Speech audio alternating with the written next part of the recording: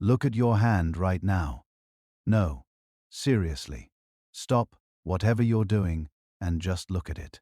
The color you're seeing, whether it's pale ivory, golden tan, rich brown, or deep ebony, is telling a story. A story about where your ancestors lived thousands of years ago, what challenges they faced, and how they adapted to survive in places that should have killed them. Here's something that might blow your mind. If you have light skin, pale skin, what we call white skin, you're looking at one of the most recent evolutionary developments in human history. We're not talking ancient. We're talking newer than agriculture, newer than agriculture, newer than cities, newer than pottery. In the grand timeline of humanity, white skin just showed up like recently. Every human alive today, all 8 billion of us, had ancestors in Africa around 200,000 years ago, and every single one of those ancestors had dark skin, dark brown melanin skin, designed for intense equatorial sunshine. That was the default, the original, the baseline for what human skin looked like. So, what happened? How did some humans end up looking so radically different? Why do Swedish people look nothing like Nearians when we're all the same species, all descended from the same African population? The answer isn't what you might think. It's not about different races evolving separately for millions of years. It's not about fundamental biological differences. It's about something way more fascinating. It's about desperate survival in hostile new environments, about the human body's incredible ability to adapt, and about changes so dramatic they rewrote our DNA in just a few thousand years. If you're using this to fall asleep, perfect. That's exactly why I make these. So maybe subscribe and tell me where you are and what time it is. I love checking the comments and seeing Tokyo at dawn, London at lunch, Los Angeles at lights out, all watching the same story unfold. This is a story about migration, about humans leaving the warm embrace of Africa and venturing into cold, dark places where the sun barely shone, places that should have killed them. And in a very real sense, those places were killing them until their bodies changed, until mutations, random and accidental, gave some people an edge, a survival advantage so powerful that within a few thousand years, entire populations had transformed. The science behind SK in color turns out to be way more complex and fascinating than anyone realized until very recently. It's not just about one gene or one simple change. It's about multiple genetic mutations happening in different populations at different times, all solving the same problem in slightly different ways. It's about vitamin D and folate, about ricochet and birth defects, about mothers trying to keep their babies alive through brutal northern winters. And here's what makes this story perfect for drifting off to sleep. It's not rushed. Evolution never is. We're going to travel slowly through 50,000 years of human history, following our ancestors as they spread across the globe, watching their skin gradually lighten in response to new sunlight conditions. We'll meet the specific people whose genetic mutations made pale skin possible. We'll discover why some populations became white while others didn't, even though they lived at similar latitudes. We'll uncover the surprising role that farming played in accelerating these changes. Most importantly, we'll understand what skin color actually means and what it doesn't. 'Cause here's the thing that modern genetics has proven beyond any doubt: the physical differences we can see between human populations, the things we've built entire systems of discrimination around, represent the tiniest fraction of our genetic code. We're talking about a handful of genes out of about 20,000. The vast majority of human genetic diversity exists within populations, not between them. But tonight, we're not here for sociology or politics.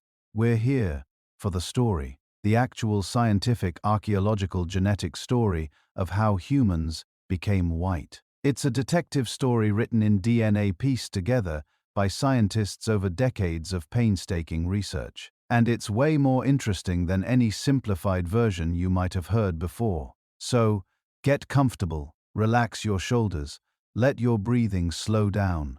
We are about to travel back in time to when all humans were dark and follow the journey that led some of them to transform into something new.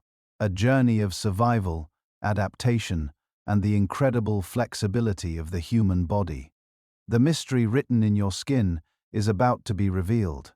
Before anyone was white, before anyone was pale, before anyone was pale, before skin color became something humans even thought about, we were all dark. Every single one of us, your ancestors, my ancestors, everyone's ancestors, everyone's ancestors. Around 300,000 years ago, in the sun-baked landscapes of Africa, modern humans emerged, and they all had one thing in common: dark brown skin, rich in melanin, perfectly adapted to the environment that created them. This wasn't random. Evolution doesn't do random when survival is on the line. Dark skin was the solution to a very specific problem. One that would kill you if you got it wrong. The African sun, picture the world your earliest ancestors inhabited. Not the Africa of today, though parts of it remain similar, but the Africa of the middle pleased a scene. Grasslands stretching to the horizon, broken by scattered acacia trees and rocky outcrops. The equatorial sun beating down with an intensity that's hard to comprehend if you've never experienced it. At noon, there's almost no shade. The sun is directly overhead, and UV radiation pours down like an invisible fire. This is where humans evolved. Not in forests, where thick canopies filter sunlight. Not in temperate zones, where clouds provide regular relief, but in the open south of equatorial Africa, where our ancestors had left the trees behind, and were learning to walk upright across exposed grasslands. That upright posture changed everything. When our ape ancestors walked on all fours, most of their body surface was shaded by their own torso. The sun hit mainly their backs, and thick body hair provided additional protection. But when our ancestors stood up and lost most of their body hair, probably to improve cooling efficiency through sweating, they exposed massive amounts of skin directly to the sun. This created a crisis. UV radiation isn't just uncomfortable, it's destructive. At the molecular level, it breaks chemical bonds. It damages DNA. Most critically for our ancestors, it destroys folate, a B vitamin absolutely essential for human survival. Folate does something remarkable. It protects DNA during cell division, especially during the rapid cell division that happens when embryos are forming. Without adequate folate, neural tubes don't close properly, spines don't form correctly, pregnancies fail. Even in adults, folate deficiency causes anemia, weakness, the inability to heal wounds properly. In the harsh environment of prehistoric Africa, folate deficiency was a death sentence. The African sun destroys folate. Studies show that just a few hours of intense UV exposure can degrade folate levels in the bloodstream by more than half. Now imagine you're an early human spending 12 hours a day outside hunting, gathering, traveling between water sources. Without protection, your folate reserves would be depleted constantly.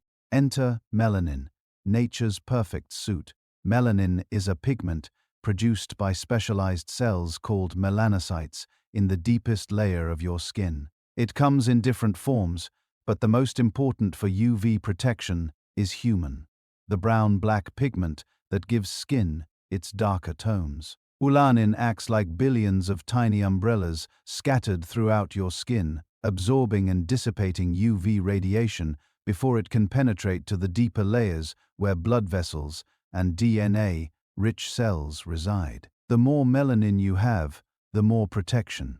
Dark brown skin can absorb and neutralize UV radiation dozens of times more effectively than pale skin. It's not perfect. Nothing in evolution is, but it's remarkably effective. effective enough that early humans with darker skin could spend entire days under the African sun without suffering for late depletion. This wasn't just advantageous, it was mandatory in the environment where humans evolved.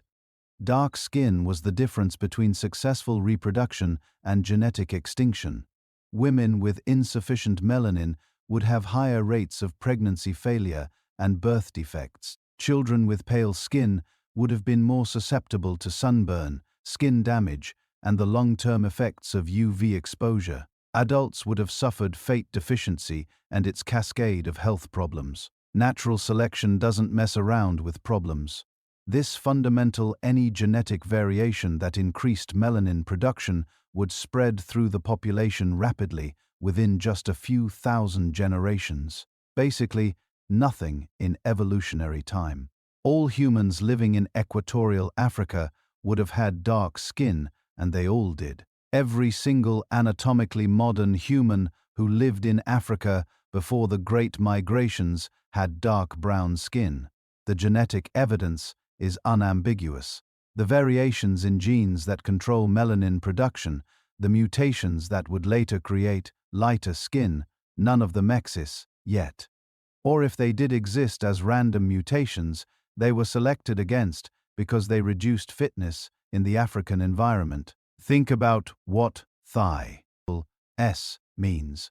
For the first 240,000 years of modern human existence, maybe longer, skin color wasn't variable. It wasn't a marker of different populations or different groups. Every human who looked at another human saw someone whose skin was roughly the same shade as their own.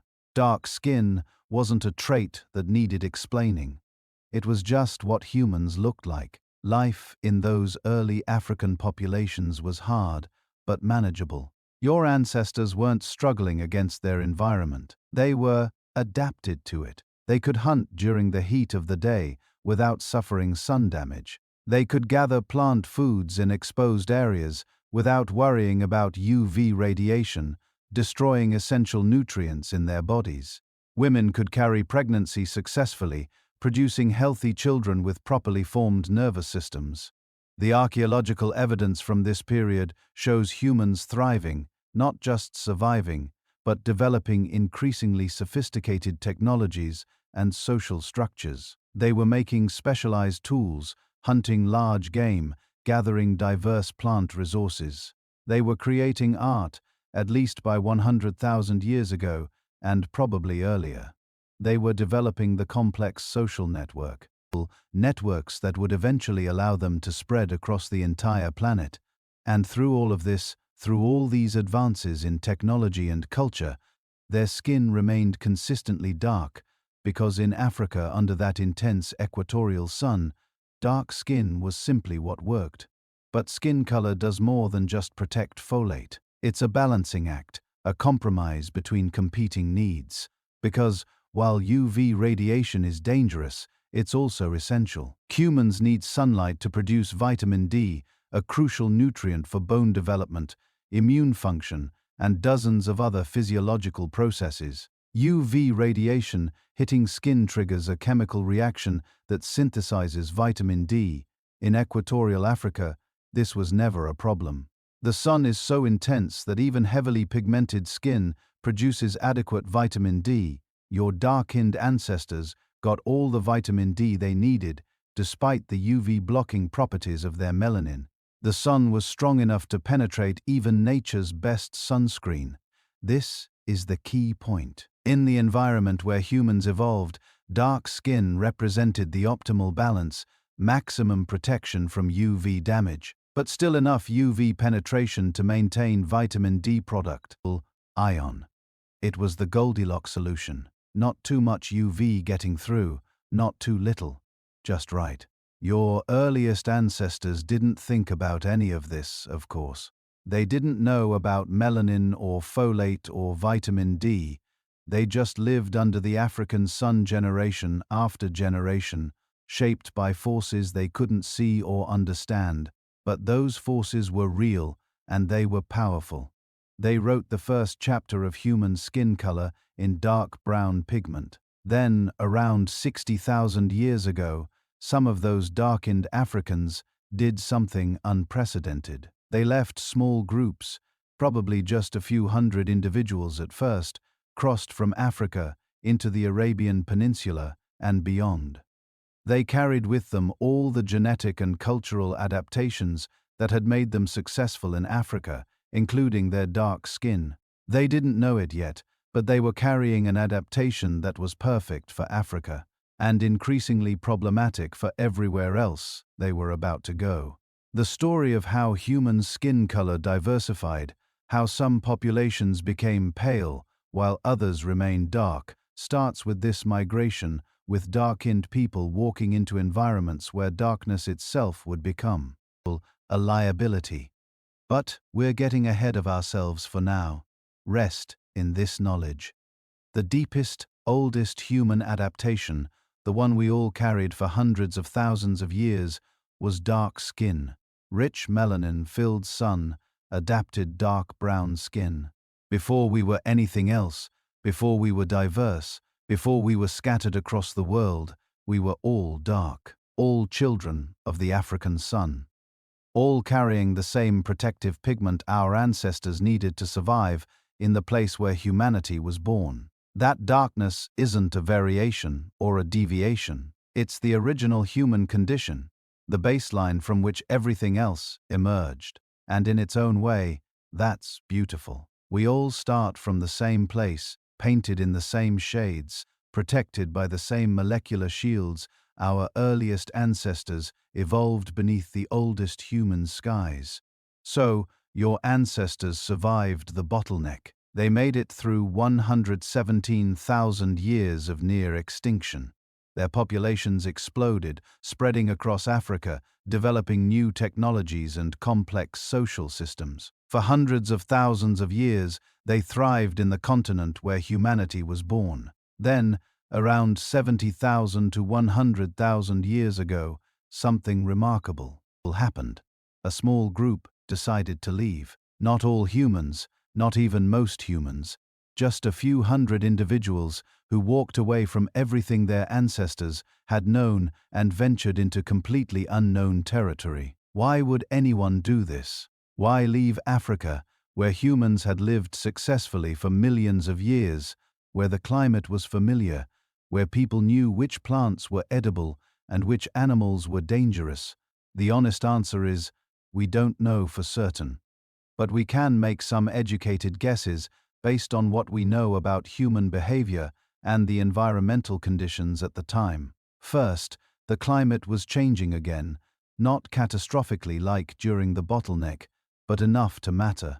Africa was experiencing cycles of expansion and contraction in habitable zones. During wet periods, the Sahara would green up, becoming a grassland paradise full of lakes and rivers. During dry periods, it would contract back into the desert we know today. These cycles created a kind of pump effect.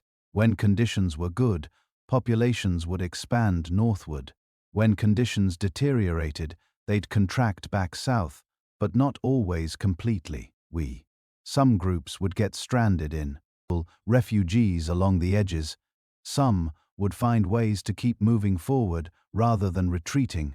And some would discover that the lands beyond Africa, while different, were also habitable. Second, human populations were growing. By 70,000 years ago, Africa probably held hundreds of thousands of people, maybe more. That might not sound like much compared to today's billions, but for hunter-gatherers who needed large territories to support each group, it was getting crowded. Competition for the best hunting grounds and gathering areas was intensifying. Young groups, especially young men looking to establish their own territories and families, would have felt the pressure. Moving into unexplored lands might have seemed less risky than fighting for increasingly contested resources at home. Third, humans had become really good at adapting to new environments. The descendants of the bottleneck survivors had been refining their survival skills for hundreds of thousands of years. They knew how to read landscapes, identify new food sources, develop new hunting strategies. The unknown wasn't as frightening to them as it might have been to their ancestors. They had the tools, both physical and mental, to take on the challenge. And fourth, there's something in human nature that just wants to see what's over the next hill. Call it curiosity. Call it restlessness. Call it the explorer's instinct. Whatever you call it, it's a fundamental part of what makes us human. Some individuals in every generation feel the pull to move, to discover, to push boundaries. When those individuals started walking north out of Africa, they changed the course of human history forever. The initial migration probably wasn't dramatic. No one woke up one morning and decided to leave Africa permanently. It was gradual, generation by generation, groups moving a little further north, establishing seasonal camps that became permanent settlements, discovering new territories, and deciding to stay. The first exit route was probably through the Middle East.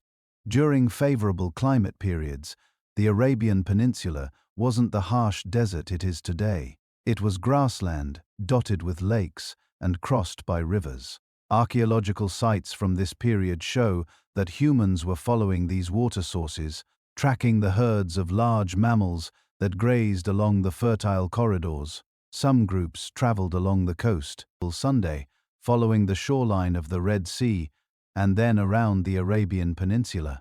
This coastal route had enormous advantages. Seafood provided reliable protein even when land animals were scarce. Coastal environments were less subject to the extreme seasonal variations that made inland areas challenging. And the coast itself served as a natural navigation tool. Just keep the water on your left and keep walking. You can't get lost. These coastal migrants became specialists in a new kind of resource exploitation. They learned to read tides to identify edible shellfish, to catch fish in shallow waters. Archaeological sites along ancient coastlines, now submerged by rising sea levels, show evidence of sophisticated seafood processing. These weren't desperate refugees surviving on whatever they could find. These were skilled specialists developing new technologies and new cuisines. They were innovating, adapting, thriving in environments their ancestors had never known. Other groups moved inland, following river valleys into the heart of Asia. The route along the Persian Gulf up the Tigris and Euphrates rivers into Mesopotamia and beyond became a major highway for human migration. These Iva valleys were oases of fertility and otherwise challenging landscapes.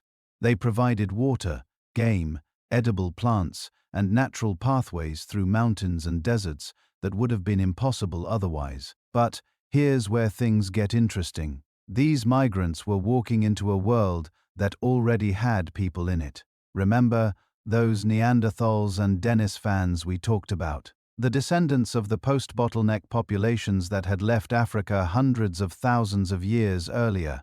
They were still around, still thriving in Europe and Asia, and they weren't necessarily happy about new arrivals moving into their territories. The archaeological record shows that modern humans and Neanderthals coexisted in the Middle East for thousands of years, not necessarily peacefully, not necessarily as enemies, but definitely interacting. We know they interbred because modern humans of European and Asian descent carry Neanderthal DNA. Those genetic encounters probably represented everything from violent conflict to peaceful trade relationships to romance and marriage between groups. The Denisov were out there too, spread across Asia from Siberia to Southeast Asia. Modern humans encounter them in multiple locations over thousands of years. Like the Neanderthals, Denisovan also interbred with modern humans. Their genetic legacy survives in modern Asian, Australian, and Pacific Island populations. Some of those inherited genes turned out to be incredibly valuable, providing adaptations to high altitude, resistance to certain diseases, and other survival advantages that are still helping people today. As modern humans continued spreading, they encountered an astonishing variety of environments. Groups moving north into Central Asia faced vast grasslands called steppes, endless rolling plains, where survival depended on following migrating herds of horses, bison, and mammoths. The climate was harsh with brutal winters and brief intense summers. But the hunting was spectacular if you had the skills to exploit it. Other groups moved east into what is now China and Southeast Asia. These regions offered a completely different set of challenges and opportunities. Dense forests full of unfamiliar plants and animals, river systems prone to flooding, tropical diseases that had never existed in Africa, monsoon climates with extreme wet and dry seasons. The groups that succeeded in these environments had to develop entirely new survival strategies.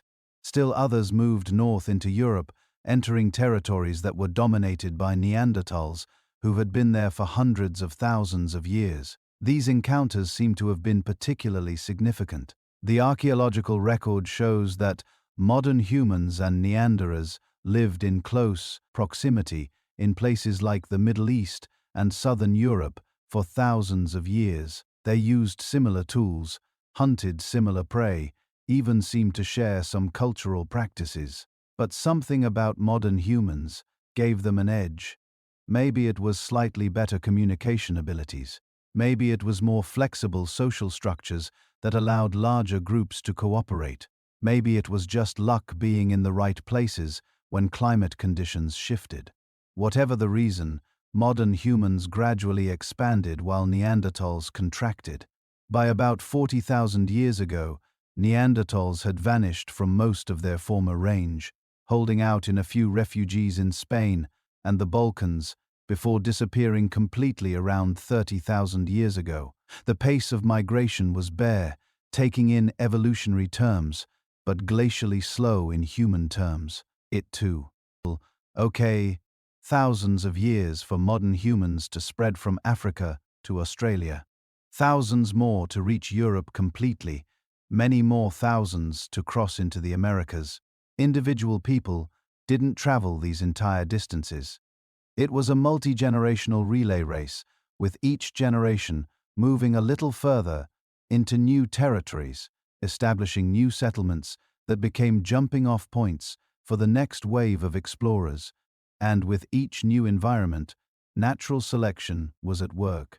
The humans who left Africa carried with them the same dark skin that had protected their ancestors from intense tropical sunlight for millions of years. That skin color was perfect for Africa. It was about to become a serious problem because the further north these migrants traveled, the less sunlight they received. And the less sunlight they received, the harder it became for their dark skin to produce enough vitamin D. This was setting up a biological crisis that would fundamentally change what humans looked like. But before we get to that crisis and how humans solved it, take a moment to imagine what these first migrants experienced. Leaving behind everything familiar, walking into landscapes no human had ever seen. Encountering animals that had never learned to fear people. Tasting plants that no human tongue had ever touched. Finding rivers that no one had named, mountains that no one had climbed. Every day brought something new. Every season presented different challenges. These weren't just survivors. These were pioneers pushing humanity into every corner of the inhabitable world. And they were still changing, still evolving, still adapting to whatever challenges their new homes presented. The stage was set for one of the most dramatic transformations in human history. The loss of the very thing that had defined human since the beginning, their dark skin.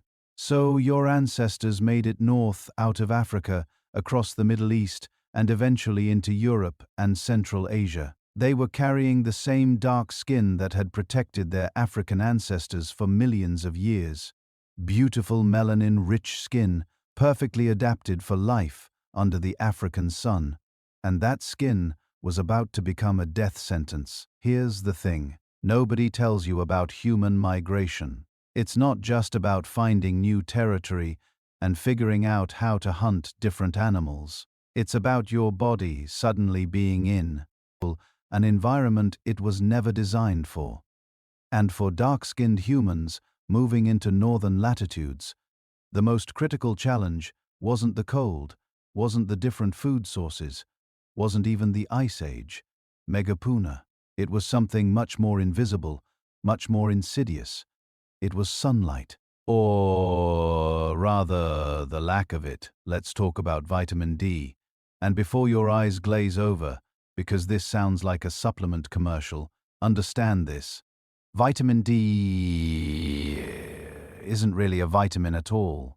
It's a hormone, a crucial hormone, that your body manufactures when ultraviolet B rays from the sun hit your skin.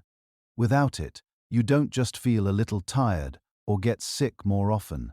Without it, your body fundamentally stops working properly. Vitamin D regulates calcium absorption. Without adequate vitamin D, your body can't pull calcium from your food into your bloodstream. And, without calcium, your bones don't mineralize properly. They stay soft, weak, prone to deformity and fracture.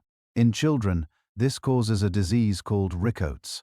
Legs that bow outward under the weight of the growing body, ribs that develop abnormal bumps and depressions, skulls that soften and deform, spines that curve and see. Ompress. In adults, the condition is called osteomalacia. Your existing bones start losing their mineral content. Become progressively weaker, even without any obvious injury. Fractures happen from normal activities. Bones ache constantly. Muscles weaken because calcium is also essential for muscle contraction. But it gets worse. Much worse. Vitamin D is critical for immune function. Without it, your body's ability to fight infections plummets. People with severe deficiency get sick constantly, and they don't recover properly.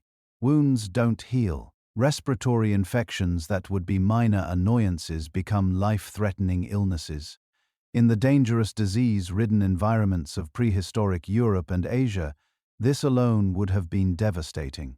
The hormone also regulates cell growth and helps prevent runaway cellular proliferation. People with chronic vitamin D deficiency show increased rates of various cancers. Their cardiovascular systems don't function optimally.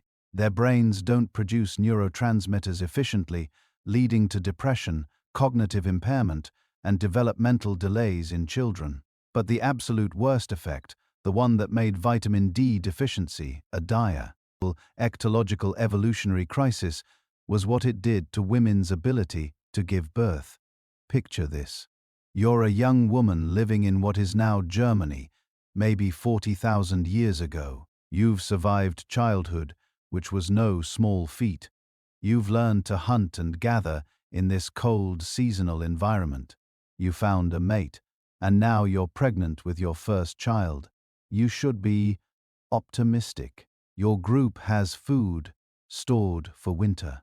The cave you're sheltering in is secure. Everything seems set up for success, but you grew up with insufficient sunlight exposure. Your dark skin, perfect for Africa, blocked most of the weak UV rays that made it through the clouds and reached you during the short northern summers. Year after year, your body struggled to produce enough vitamin D. Year after year, your bones didn't mineralize quite right. The effects were subtle at first. Maybe you were a bit shorter than you should have been. Maybe you got sick more often. Maybe you felt tired a lot, but you survived. You adapted. You thought you were fine. Then, you go into labor and your pelvis, which developed without adequate vitamin D during your childhood and adolescence, isn't shaped right. Rickets had deformed it. Enough. The birth canal is too narrow. The bones positioned at slightly wrong angles. The baby can't pass through. In the modern world, this means a C-section. In prehistoric Europe, this meant death. Both mother and child gone. All because of sunlight, and melanin, and a mismatch between the two. This wasn't rare. This wasn't an occasional tragedy. Archaeological evidence from early northern populations shows high rates of pelvic deformities consistent with childhood rickets. Skeletal remains show the telltale signs: bowed legs, deformed ribs, bone abnormalities that would have made childbirth extraordinarily dangerous. Here's what makes this absolutely brutal. The women who died this way were the healthy ones. They were the ones who survived childhood, who made it to reproductive age, who found mates, and successfully conceived. They did everything right, and then their skeleton, shaped by years of vitamin D deficiency, killed them during the most fundamental biological process of all. The math was devastating. If even a fraction of women in each generation died this way, and if the survivors had fewer children because of poor health, weakened immune systems, and repeated infection, the population couldn't sustain itself. Groups would shrink. Genetic diversity would decline. Within a few thousand years, dark-skinned humans in northern latitudes would simply go extinct. And yet, obviously, they didn't go extinct.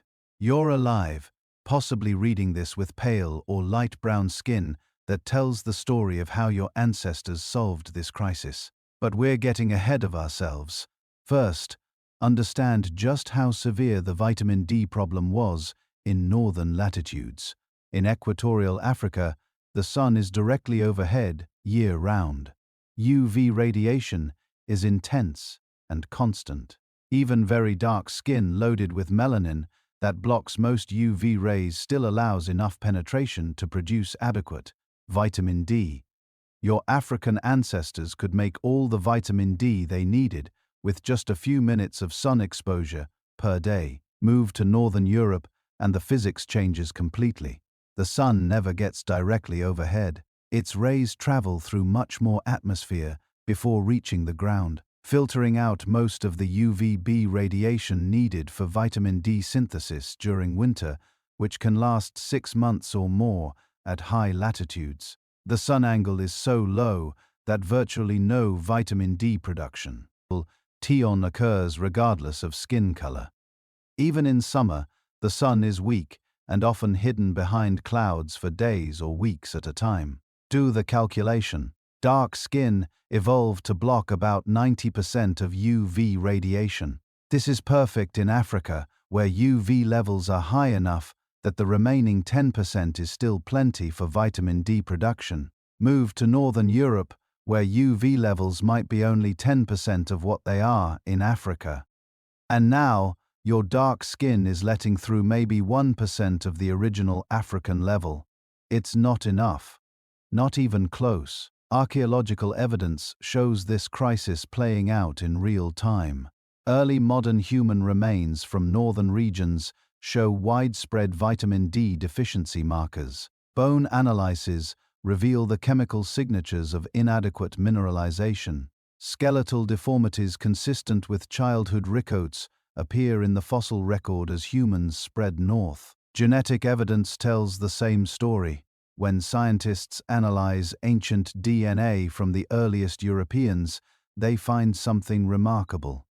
Those people, the ones who first settled Europe between 40,000 and 10,000 years ago, they still had the genes for dark skin. They hadn't yet evolved the mutations for lighter pigmentation. Hat would eventually dominate European populations. They were trying to survive with African skin in European conditions, and they were paying a terrible price. Some groups probably tried behavioral adaptations. Maybe they spent more time outdoors despite the cold, maximizing whatever sun exposure they could get. Maybe they removed more clothing during summer, exposing as much skin as possible to the weak sunshine. Maybe they preferentially settled in areas with more reliable, sunny weather. But behavior can only compensate so much. You can't will your body to produce vitamin D from insufficient UV radiation. You can't think your way into stronger bones or a properly shaped pelvis. The laws of biochemistry and physics don't care about cultural adaptations. This was a crisis that requires a biological solution. The human body needed to change, needed to become more efficient at capturing the scarce UV radiation available at northern latitudes. Natural selection needed to favor individuals whose skin was just a little bit lighter, just a little bit more transparent to UV rays. And that selection pressure needed to be powerful enough to overcome the massive disadvantage of a lighter skin. In high UV environments, strong enough to spread new mutations through the population within just a few thousand years. It needed to be quite literally a matter of life and death. And it was. Women with slightly lighter skin could produce more vitamin D. Their bones developed more normally.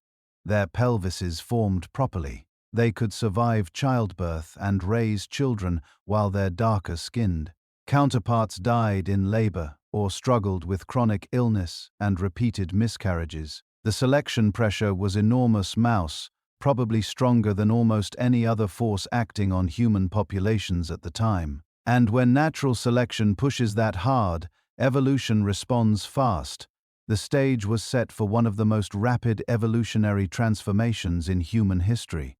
Now, here's where the story gets molecular, where evolutionary pressure meets random chance and changes the appearance of entire populations forever. Your ancestors are living in Northern Europe and Northern Asia. They've been there for thousands of years, struggling with the vitamin D crisis, losing children to rickets and birth complications. Natural selection is screaming for a solution. But evolution doesn't plan. It doesn't design. It just waits for random mutations and then decides which ones get to survive. And then, in some individuals whose name we'll never know, in some group whose location we can only guess at, a copying error happened deep in the genetic code in a gene called SLC245. A single letter changed, one nucleotide out of 3 billion, the molecular equivalent of a typo in an encyclopedia. This gene codes for a protein involved in melanin production, the pigment that makes skin dark. And this one tiny change, this single letter substitution, reduced melanin production by about 30 to 40%. The person born with this mutation would have been noticeably lighter than their parents, not white like modern Northern Europeans, but distinctly paler. Different enough to be remarkable in a population where everyone else was dark brown or black. In most places, at most times in human history, this mutation would have meant nothing. Maybe a slight disadvantage actually, since lighter skin is more vulnerable to sun damage. The individual might have passed it on to a few descendants, and then it would have disappeared, diluted back into the gene pool. But remember where we are. Northern latitudes, low UV radiation, population suffering from chronic vitamin D deficiency. And here comes an individual whose lighter skin allows their body to synthesize vitamin D more efficiently than anyone around them. They were healthier. Their bones were stronger. If they were female, they had easier pregnancies and healthier babies. If they were male, they were more vigorous, more likely to survive winters, more attractive to potential mates. They had more children. And, crucially, those children inherited the mutation and had the same advantages. Within a few dozen generations, maybe 1,000 years, this single mutation had spread through the entire population. Not because anyone decided lighter skin was better, not because of culture or preference or conscious choice. Simply because individuals carrying this mutation were slightly more likely to survive and reproduce than those who didn't. This is natural selection at its purest, a random genetic change meeting an environmental pressure and spreading through a population because it solves a survival problem. But SLC245 wasn't working alone. It was just the beginning. Around the same time, or maybe a few thousand years later, other mutations were popping up in other genes. SLC45I2, another gene involved in melanin production, underwent its own random change. This mutation further reduced pigmentation, particularly affecting skin and hair color. Individuals carrying both the SLC24A and SLC45A2 mutations were even lighter than those with just one. Then came changes to TRP1, a gene that affects the type of melanin produced, and OCA2, which not only influences skin color, but also eye color, which is why these traits often change together in populations. Each mutation by itself had a relatively small effect, but together they were transformative. A person carrying mutations in all four of these genes could be dramatically lighter than the ear ancestors just a few thousand years earlier. And here's what's really wild. These mutations didn't all happen in the same place, or at the same time. The genetic archaeology shows us that different populations developed lighter skin through different genetic pathways. The mutation in SLC24A5 that's common in Europeans is almost completely absent in East Asian populations. But East Asians also have light skin. They got there through different mutations in different genes, particularly early in OCA2 and other pigmentation genes we're still identifying. This is convergent evolution. Two separate populations facing similar environmental pressures, evolving similar solutions through completely different genetic changes. It's like two engineers solving the same problem with different tools. The result looks similar, but the mechanism is entirely different. This tells us something profound. The shift to lighter skin in northern populations happened independently, multiple times, in multiple places. It wasn't a single event that spread around the world. It was a universal response to the same environmental pressure. Evolution finding the same solution again and again because it worked. Now, let's talk about timescales, because this is where the story gets really interesting. These mutations are recent, shockingly recent in evolutionary terms. The SLC24A5 mutation, that's nearly universal in modern Europeans, shows signs of positive selection starting only about 10,000 to 20,000 years ago. Some estimates put it even more recently, perhaps as little as 6,000 to 8,000 years ago. Think about what this means. 20,000 years ago, even the populations living in Northern Europe predate obviously still had relatively dark skin. Not as dark as equatorial Africans may be, but much darker than modern Europeans. The pale skin we associate with Northern Europeans today is a very recent innovation, newer than pottery, newer than agriculture in many regions, newer than most of the major human migrations. We have physical evidence supporting this timeline. The oldest intact European genome we've sequenced from a man who lived in Spain about 7,000 years ago shows he had dark skin and blue eyes, a combination that seems strange to us today, but was probably common in ancient Europe. He carried the genes for blue eyes, which had evolved earlier, but not yet the mutations for pale skin. This means skin color changed faster than almost any other human trait we can measure. Within just a few hundred generations, populations went from dark brown to pale. That's evolutionary lightning speed. Why so fast? Because the selection pressure was intense. In northern latitudes, with limited sunlight, the vitamin D crisis wasn't just making life uncomfortable. It was killing people. Specifically killing pregnant women and young children at rates high enough to create massive evolutionary prees. Sure, any mutation that improved vitamin D synthesis, even slightly, provided enormous survival advantages. Individuals carrying these mutations might have had 10, 20, maybe 30% higher reproductive success than those without them over just 100 generations. That kind of selection pressure can completely transform a population's appearance. But here's what really matters, what you need to understand as you drift off to sleep tonight. These changes involved a tiny number of genes. Current research suggests that the vast majority of skin color variation in modern humans is controlled by somewhere between 15 and 30 genes. Probably fewer than 20 account for most of the visible differences. Out of approximately 20,000 genes in the human genome, maybe 20 control skin color. That's 0.1%, 1,110 of 1% of your genetic code determines whether you have dark skin or light skin. Put another way, a person with very dark skin and a person with very pale skin are genetically identical at 99.9% of their genes. The visible difference that seems so significant, that has caused so much social division and conflict throughout history, is the result of tiny tweaks to a microscopic fraction of the human genome. These are superficial adaptations, literally superficial, affecting only the surface of the body.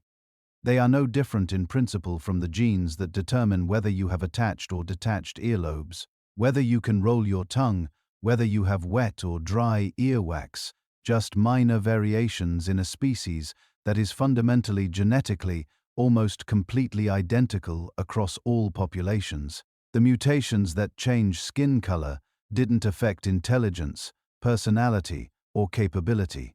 They couldn't have. Those traits are controlled by thousands of genes working in complex networks. You can't change them with a handful of mutations affecting pigment production in skin cells. What changed was melanin production, nothing more.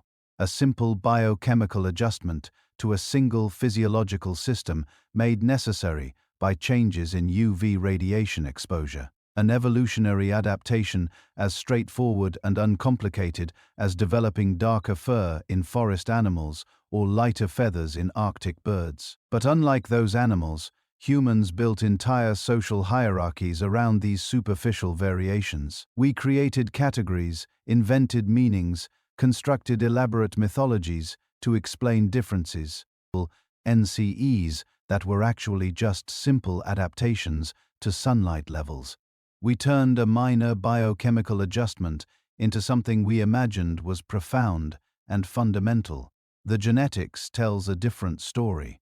It says these changes were recent, superficial, and evolved independently in multiple populations through different mutations. It says skin color is one of the least important ways that humans vary. It'd say we've been fighting for thousands of years over something that matters genetically speaking about as much as eye color or hair texture. As those mutations spread through northern populations, they were simply solving a problem, making it possible for humans to survive and thrive in low-light environments where their ancestors' darker skin had become a liability. Nothing more, nothing less. But the story wasn't quite finished because something else was about to happen that would accelerate these changes even faster, spreading pale skin across northern populations in just a few thousand years. Something that would transform human society and unexpectedly human appearance. Along with it, the agricultural revolution was coming, and it was about to change everything, including the color of human skin. But then, everything changed again. And this time, it wasn't climate. It wasn't migration. It was something humans did to themselves completely by accident. Around 10,000 years ago, in a handful of locations scattered across the globe, people made a decision that would transform our species forever. They stopped hunting and gathering. They started farming. Now, this sounds like progress, right? The agricultural revolution, civilization, cities, writing, everything we associate with human advancement came from this moment. And it's true. Agriculture allowed human populations to explode. It created food surpluses that supported specialists, artisans, priests, warriors, eventually scientists, and philosophers. It was the foundation of everything we call civilization. But in the short term, for the people who actually lived through the transition, farming was a disaster. Archaeological evidence shows that the first agricultural populations were shorter, sicker, and died younger than their hunter-gatherer ancestors. Their bones show signs of malnutrition. Their teeth reveal vitamin death. They suffered from diseases that had been rare or non-existent in hunter-gatherer societies. Why? Because early agriculture was basically a nutritional catastrophe. Hunter-gatherers ate incredibly diverse diets. Depending on the season and location, They might consume dozens of different plant species, multiple types of game, fish, shellfish, insects, eggs, honey. This diversity meant they naturally obtained a wide range of nutrients. They were constantly moving, constantly encountering new food sources, constantly maintaining balanced nutrition without even trying. Most importantly for our story, hunter-gatherers in northern latitudes had reliable sources of vitamin D in their diets. Fish, especially fatty fish like salmon and mackerel, are packed with vitamin D, so are fish eggs and fish liver. Seal meat and seal oil, staples for Arctic populations, contain massive amounts of vitamin D. Land animal livers, particularly from game like elk and reindeer, provide substantial amounts too. Even bird eggs contain decent quantities. Hunter-gatherers in places like Scandinavia could survive with relatively dark skin because they were eating vitamin D. Yes, they'd have seasonal deficiencies during the long dark winters. Yes, lighter skin would have helped, but they were heirs not in crisis. They could get by. Their children might not have optimal bone development, but they would survive. Then came farming, and suddenly this dietary safety net vanished. The first agricultural populations didn't farm everything. They couldn't. Agricultural emerged independently in different regions, and in each place, people domesticated whatever plants grew best in their local environment. In the Middle East, it was wheat and barley. In China, rice and millet. In Mesoamerica, corn and beans. In Africa, sorghum and yams. But here's what's crucial. None of these staple crops contain meaningful amounts of vitamin D. Plants don't make vitamin D. Only animals do, and even then, only certain tissues. When you base your entire diet on cultivated grains and vegetables, you're essentially cutting yourself off from dietary vitamin D entirely. The early farmers of the Middle East weren't too badly affected because they were still living in relatively sunny regions. But when agriculture spread north into Europe, carried by migrating farming populations, the vitamin D crisis became acute. Imagine this: you're living in what's now Germany or Poland. It's 8,000 years ago. Your ancestors UST arrived from the south, bringing domesticated wheat and barley.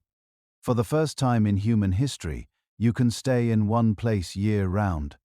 You clear forests, plant fields, build permanent settlements. But your diet has gone from varied with fish, game, wild plants, and seasonal diversity to monotonous bread, porridge, maybe some vegetables if you're lucky, a bit of meat on special occasions, but nothing like the amounts hunter-gatherers consumed, and crucially almost no fish. Agricultural populations settled inland away from coasts and rivers because that's where the best farming land was. Within a generation or two, the children are suffering. Rickets becomes epidemic. You're watching kids grow up with bent legs, deformed spines, weakened bones that fracture easily. Mothers are dying in childbirth because their pelvises never developed properly. Infants are dying from seizures caused by calcium deficiency. And remember, you're living at 50 degrees north latitude. In winter, the sun barely gets above the horizon. Even when it's out, it's too weak to trigger vitamin D synthesis in dark skin. You might get adequate sun exposure for 3 or 4 months per year. That's it. Under these conditions, on seconds, the selective pressure for lighter skin didn't just increase, it exploded. This wasn't gradual anymore. This was a crisis happening in real time. Women with slightly lighter skin could synthesize vitamin D more efficiently. Their children had stronger bones. Their daughters survived childbirth more often. Their grandchildren were more numerous. The genetic evidence shows exactly what you'd expect from this kind of intense, natural selection.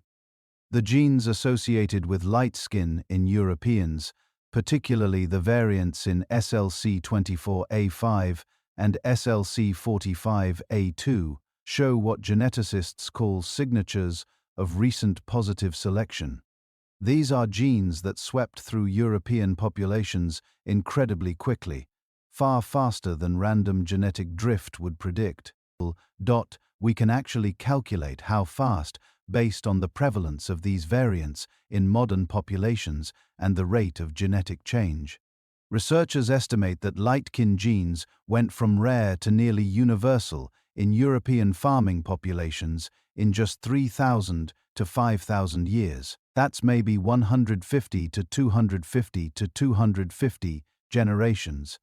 In evolutionary terms, that's not change. That's a transformation. But here's what makes this story even more fascinating. We know this happened because we can compare the genomes of ancient Europeans from different time periods, thanks to improvements in ancient DNA extraction. Researchers have sequenced DNA from European skeletons ranging from 40,000 years ago to just a few centuries ago, and what they found was stunning. European hunter-gatherers, the people who lived in Europe before agriculture arrived, were dark-skinned. Not African dark necessarily, but significantly darker than modern Europeans. A famous example is Chedeman, a hunter-gatherer who lived in Britain about 10,000 years ago. Genetic analysis of his remarkably well-preserved remains shows he had dark skin, dark hair, and blue eyes. That combination looks unusual to us now, but it was probably common around pre-agricultural Europeans. These people had been living in Europe for thousands of years. Some of their ancestors had been there since the initial human migrations 40,000 years ago. They'd had plenty of time to evolve, lighter skin if there was strong selective pressure for it. But they hadn't because they didn't need to. Their fish-rich diets provided adequate vitamin D. Then farming arrived, brought by migrating populations from the Middle East. These early farmers were already somewhat lighter-skinned than Africans, having lived in the Middle East for thousands of years. But they weren't as light as modern Europeans either. The really dramatic skin lightening happened after they reached northern Europe, and their vitamin D-rich foods disappeared from their diets. The genetic evidence shows that modern Europeans are a mixture of three ancestral populations. The original dark-skinned hunter-gatherers, the early farmers from the Middle East, and later Bronze Age migrants from the steppes, but the light-skinned genes swept through all three groups. Once they were living on grain-based diets in northern latitudes, it didn't matter what your ancestral population was. If you were farmy, NG in Scandinavia, your descendants needed light skin to survive. This created a kind of evolutionary feedback loop. Lighter skin meant healthier children. Healthier children meant larger families. Larger families meant agricultural villages could grow and expand. Successful farming communities could support more people, which meant more opportunities for light-skinned genes to spread through reproduction and intermarriage. Within just a few thousand years, the genetic landscape of Europe had been completely transformed. The same thing was happening in northern Asia, though through different genetic pathways. Agricultural populations in China, Korea, and Japan developed their own light skin variants. Mutations in different genes that achieve similar results. The speed of this change tells us something profound about human evolution. When selective pressure is strong enough, when survival is literally on the line, populations can change with stunning rapidity. The mutations were already there, rare variants floating around in the population. Agriculture didn't create them. It just made them desperately necessary. And the people living through this transformation had no idea what was here. Penning.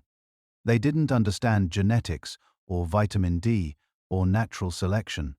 They just knew that some families seemed healthier than others, that some women's children survived while others didn't. That over generations, people were gradually, mysteriously becoming paler, but they could see the results. Within a few thousand years, the northern populations had shifted from predominantly dark to predominantly light. The mutation that had been slowly spreading through hunters became a survival necessity for farmers and agriculture, kept spreading, carrying light-skinned genes further north and east, with each generation of wheat and barley farmers pushing into new territories. This is why skin color changed so much faster than we'd expect from sun exposure alone. It wasn't just about adapting to less sunlight. It was about adapting to less sunlight while eating a diet that contained almost no vitamin D. Agriculture didn't just change where humans lived. It changed what humans ate. And that dietary change created selective pressures more intense than anything climate alone could produce. The people who survived were the ones whose genes allowed them to synthesize vitamin D from the weak, northern sun. The ones who could feed their children on grain and still build strong bones. The ones who could farm in forests and survive. They became us, pig-skinned farmers spreading across the north, transforming the genetic landscape of entire continents in just a few thousand years, all because someone decided that planting seeds was easier than hunting deer. Here's where the story gets really interesting. You might think that pale skin evolved once, that there's a single genetic change that turned some humans from dark to light. But you'd be wrong. Evolution doesn't work that neatly, and human migration patterns were far more complex than a simple linear progression. The truth is, pale skin evolved multiple times in different places through completely different genetic pathways. This is what biologists call convergent evolution. The same solution arising independently in response to the same problem, like how wings evolve separately in birds, bats, and insects. Similar outcome, completely different mechanisms, the same environmental pressure. Low UV radiation was selecting for lighter skin across multiple human populations, but the genetic mutations that created that light, our skin, were different in almost every case.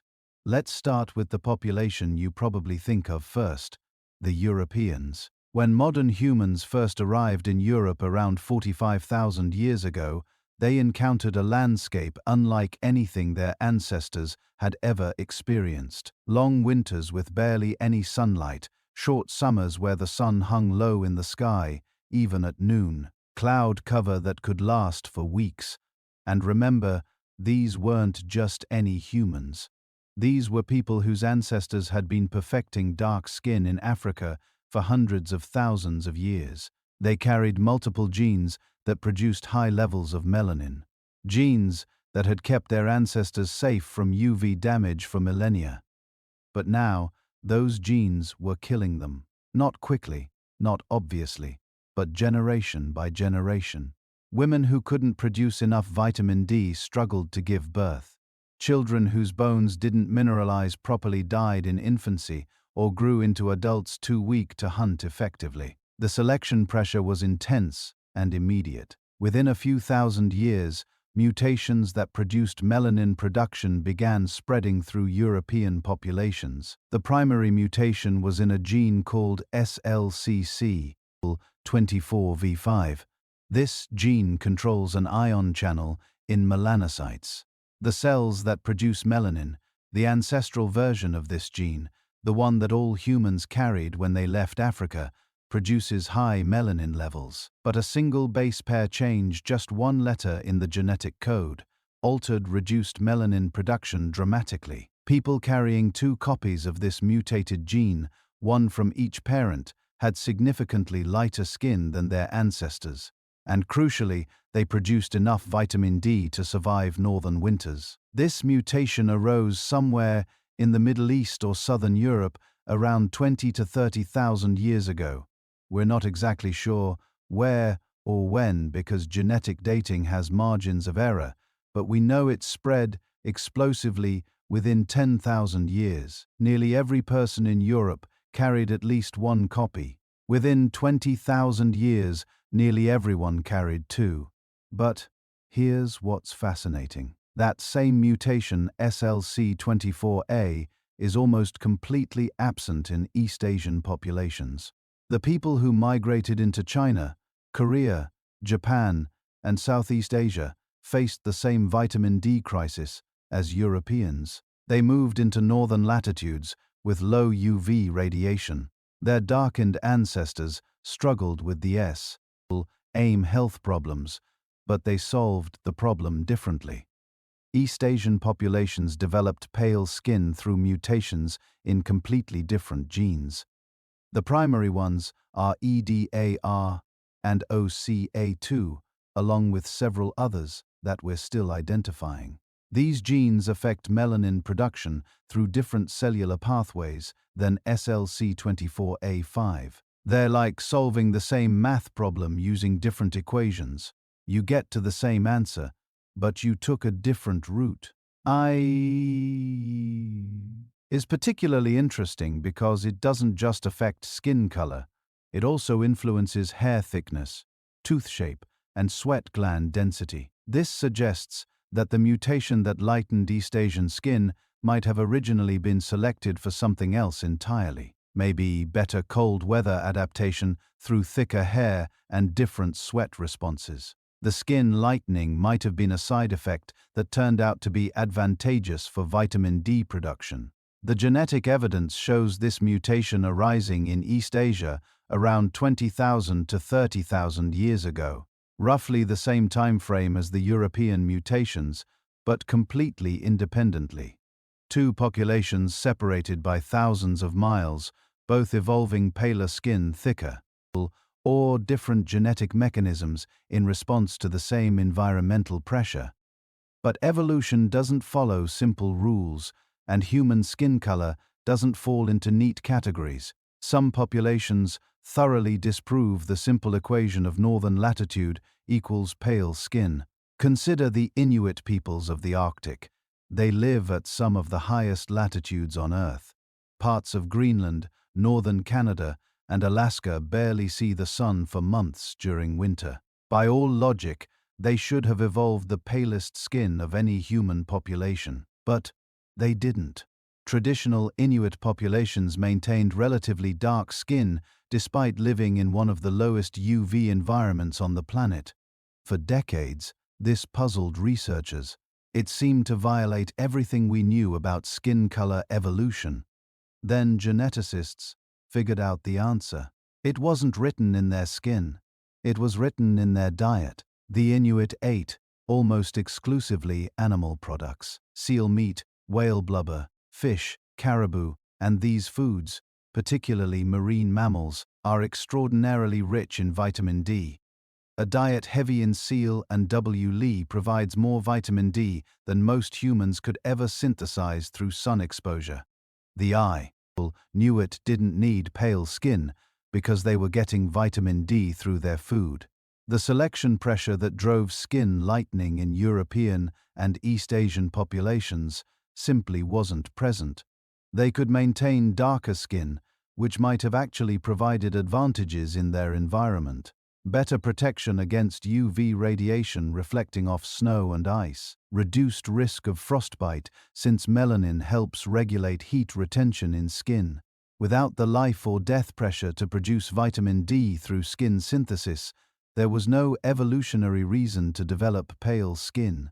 They solved the northern vitamin D problem through culture and diet rather than through genetic adaptation. This tells us something profound about human evolution. Biology and culture aren't separate. They interact constantly. The Inuit created a cultural solution, a specialized diet that removed a biological selection pressure.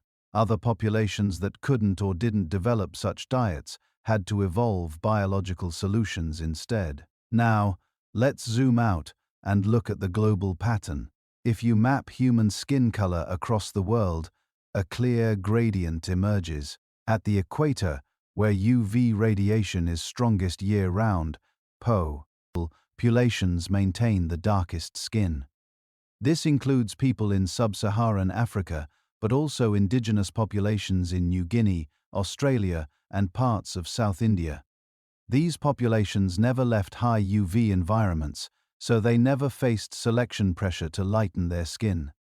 They retained the ancestral human trait: dark skin packed with melanin, perfectly adapted to intense sunlight. As you move away from the equator, skin tones gradually lighten. This gradient isn't perfect. History, migration, and intermixing have complicated the picture. But the overall pattern holds across continents. In the Middle East, and Mediterranean regions, populations developed intermediate skin tones. They received enough UV to benefit from some melanin protection, but not so much that dark skin was essential. Populations in these regions carry mixed genetic signatures, some genes for light skin from European lineages, some genes for darker skin from African lineages. The result is the olive and tan complexions characteristic of Mediterranean, Middle Eastern, and North African populations. South Asia shows a similar pattern, but with even more complexity. Northern Indian populations tend to be right-skinned than southern populations.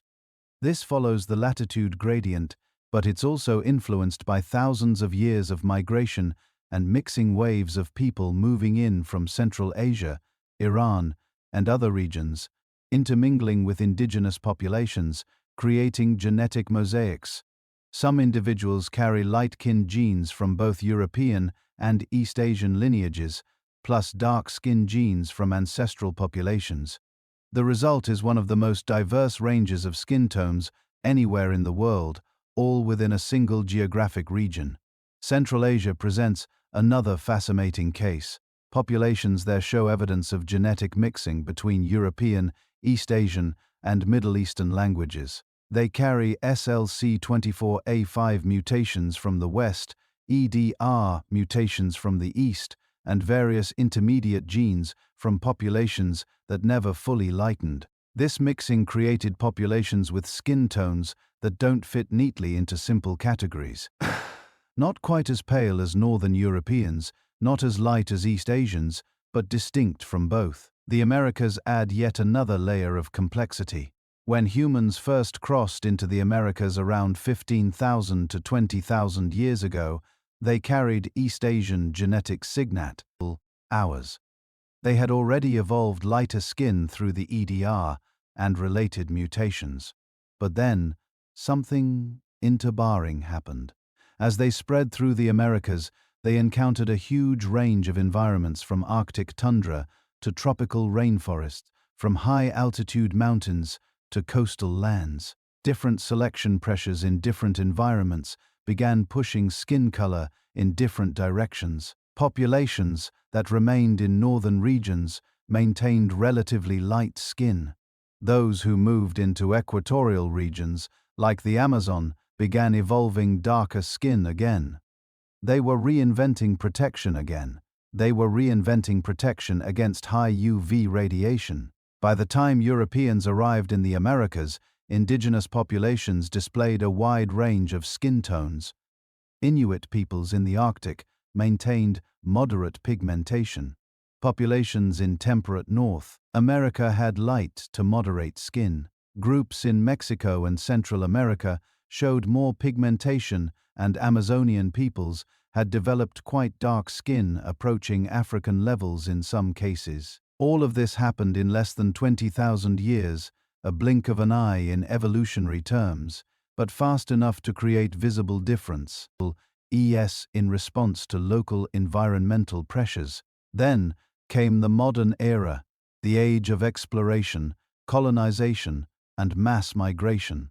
People from every corner of the world began moving, mixing, having children together. European genes flowed into the Americas, Africa, and Asia.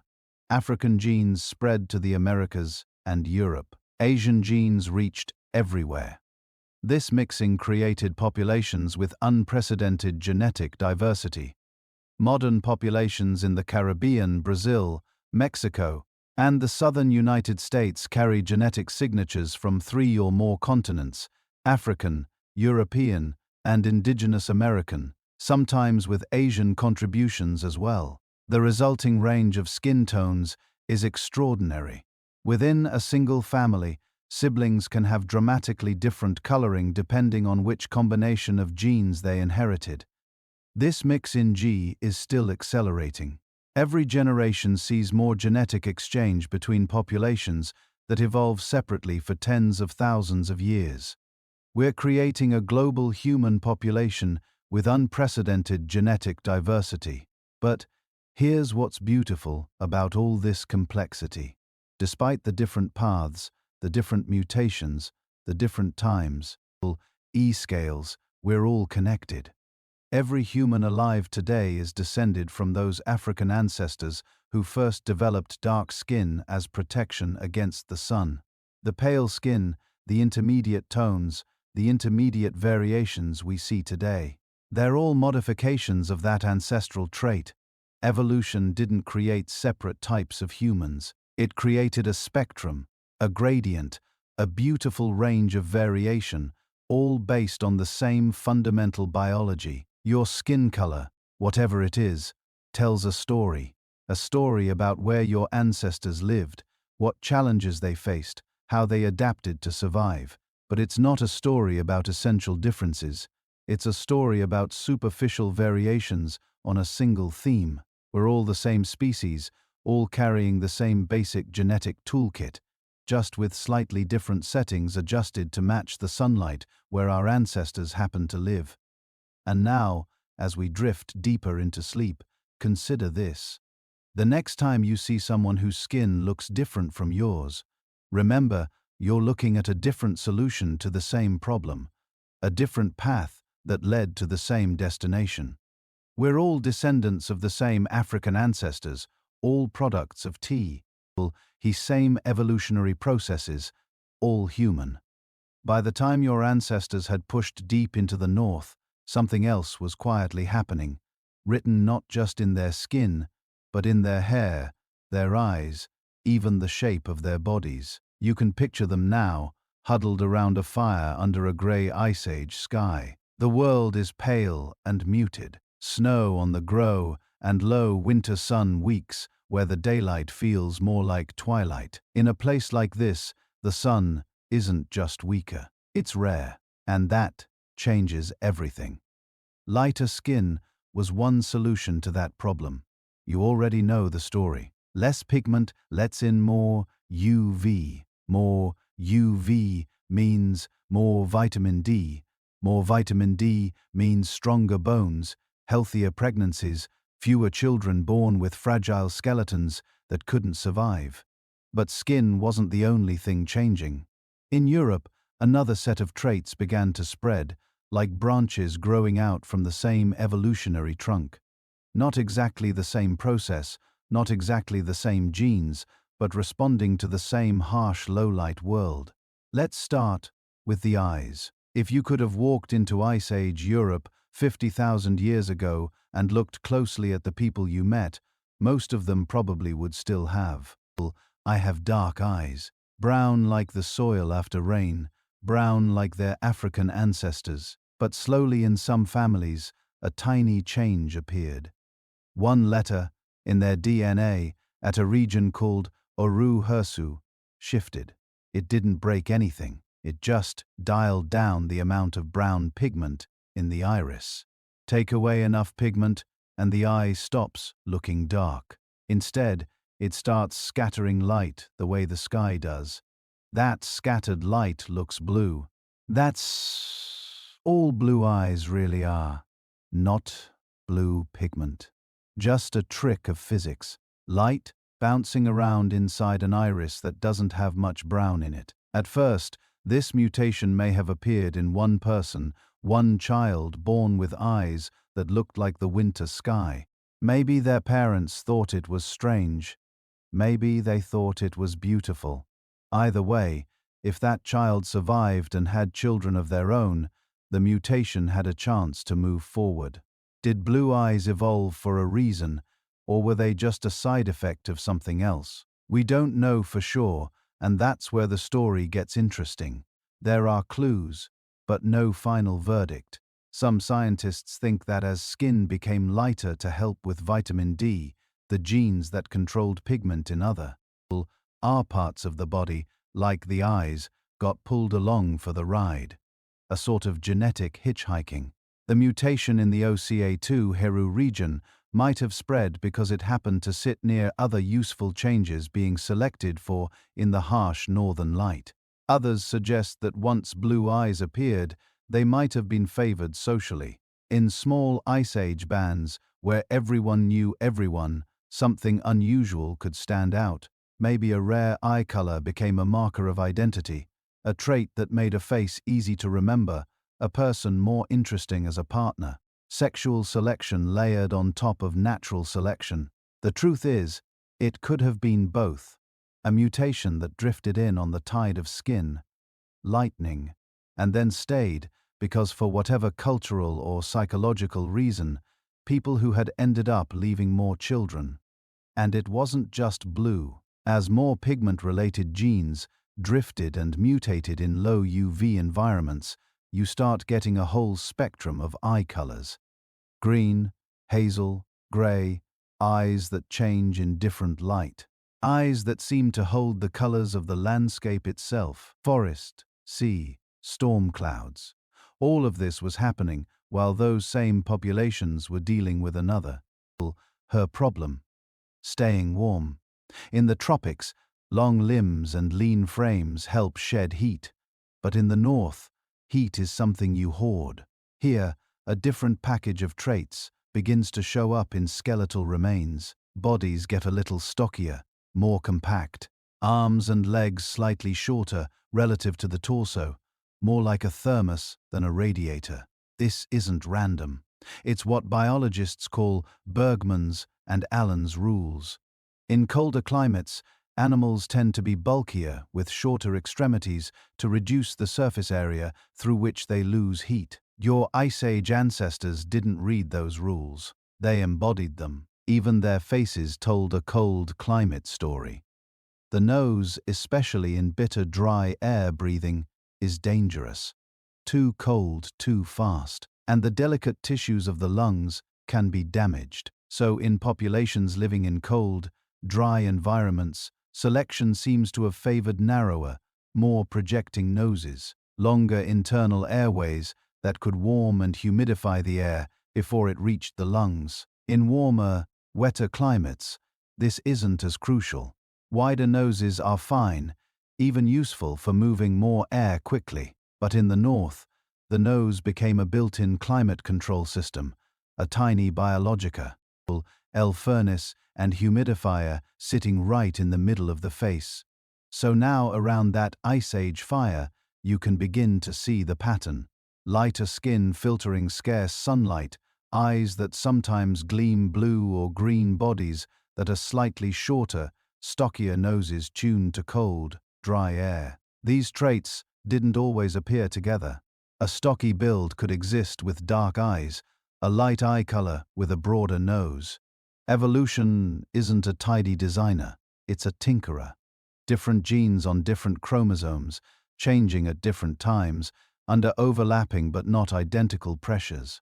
But because these traits all made sense in similar environments, they often traveled through the same populations, not as a single northern race, but as a loose bundle of adaptations, what you might call a northern package. Hair joined in too. In high-latitude Europe and parts of Western Eurasia, new hair colors began to appear. Just as with eyes, the changes were about pigment, this time melanin in the hair shaft, a mutation here in a gene like MC1R, and the balance between two types of melanin shifts. Less of the very dark amulanin, more of the reddish via melanin, and suddenly someone is born with hair the color, or of embers rather than coal. Red hair changed the balance another way, lessen pigment overall, and hair becomes honey cold, then truly blonde fine pale hair catching the low sun like straw, like the last light before winter dusk. These colors probably began as rare accidents, just like blue eyes. Do they have a clear survival advantage? Maybe, maybe not. In places with very weak sunlight, less pigment in the hair and skin might have slightly improved vitamin D production. But many researchers think the story here leans more towards sexual selection. Unusual traits standing out in small populations where every face is familiar and difference can become desirable. Imagine a world with no artificial lights, no screens, no neon signs. The brightest, most colorful thing you see all winter might be another human being. In that world, hair the color of autumn leaves or eyes the color of ice on a deep lake might have felt almost magical. And, once a trait becomes desirable, even for purely social reasons, evolution pays attention. People who carry those traits might have more mates, more surviving children, and slowly over thousands of years, those once rare mutations become common in certain regions. Egens. But it's important to remember none of this was inevitable. In East Asia, for example, skin also lightened under northern skies, but the specific genetic pathways were different. Different mutations, same overall outcome. A new solution to the same problem. Eye color there mostly stayed dark. Hair stayed black in most populations. The northern package looked different depending on which branch of humanity you were looking at, and which particular mutations happened to arise and spread. That's the deeper pattern behind all of this. You're not looking at one simple story where north equals pale, south equals dark. You're looking at dozens of overlapping stories, climate sculpting bodies, diet sculpting skin, culture and attraction sculpting pink hair and eyes. Different human groups in different places solving the same challenges with different genetic tools. Every trait we've talked about, eye color, hair color, body shape, nose structure, is controlled by many genes. Each gene can have multiple versions. Each version can be nudged by selection, reshuffled by sexual choices, or simply drift through a small population by chance. So when you look around the modern world and see a red-haired person from Ireland, a blonde-haired child from Sweden, a brown farmer from China, a dark-skinned herder from Sudan, what you're really seeing is one species that has tried out hundreds of slightly different solutions to the same basic problems. How do we stay warm? How do we protect ourselves from the sun? How do we get the vitamins we need? How do we choose each other? Underneath it all, the same bottlenecked crisis attested human brain. The same 46 chromosomes, including that fused pair inherited from a tiny population that almost vanished 800,000 years ago. The same capacity for language, for cooperation, for storytelling, but on the surface, infinite variation. And here's the quiet, sleep-friendly secret in all of this.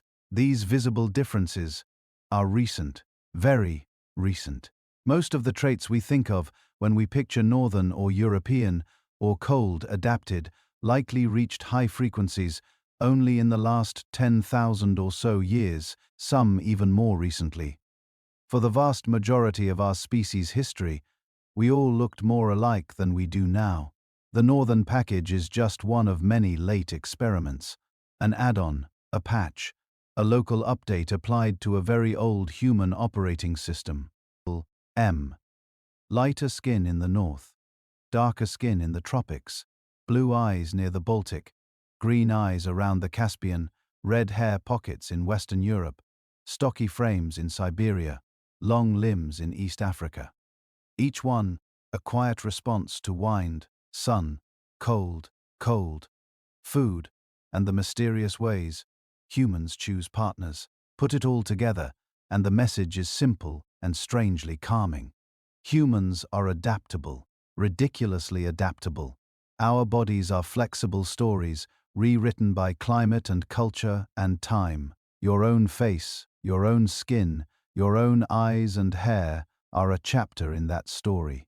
A trace of ice and sun, hunger and abundance, danger and desire carried forward through thousands of sleeping ancestors all the way to you.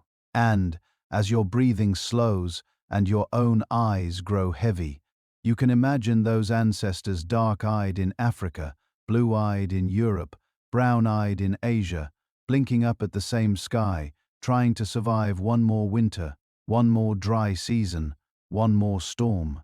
Their adaptations kept them alive. Their survival made you possible. Fast forward to almost now. The ice ages have come and gone. Agriculture has risen and spread. Cities glow at night where mammoths once grazed. Plains cross oceans in hours, and the careful matching between skin color and sunlight intensity that took tens of thousands of years to evolve starts getting scrambled in just a few generations. For most of our history, people tended to stay put. Your ancestors might move a few valleys over, maybe follow herds a few hundred miles, but the sunlight where they lived, the UV radiation pouring down on their skin, stayed broadly the same for thousands of years. Evolution had time to tune their skin pigmentation to those local conditions.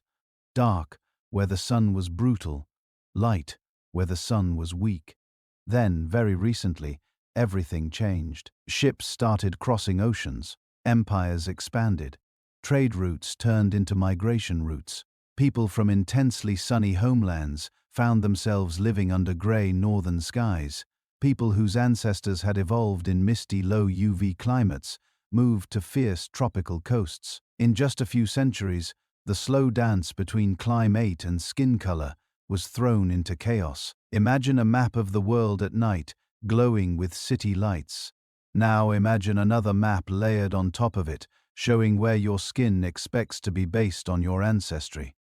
If evolution had its way, arc skin would cluster around the equator, fading gradually as you move toward the poles. But the real map now is different. Dark-skinned families in Stockholm, pale-skinned families in Brisbane, mixed heritage kids everywhere, their genes carrying UV histories from half a planet away. Our bodies are still running software written by ancient sunlight, but we've changed the hardware, our environment, almost overnight.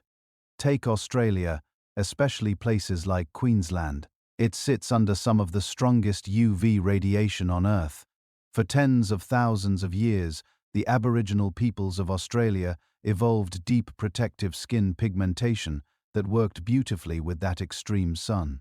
Then, in the last few centuries, large numbers of very light-skinned Europeans arrived. Skins that had been shaped for the cloudier skies of Britain, Ireland, and Northern Europe found themselves under a blazing, unforgiving sun their melanocytes were never built to handle.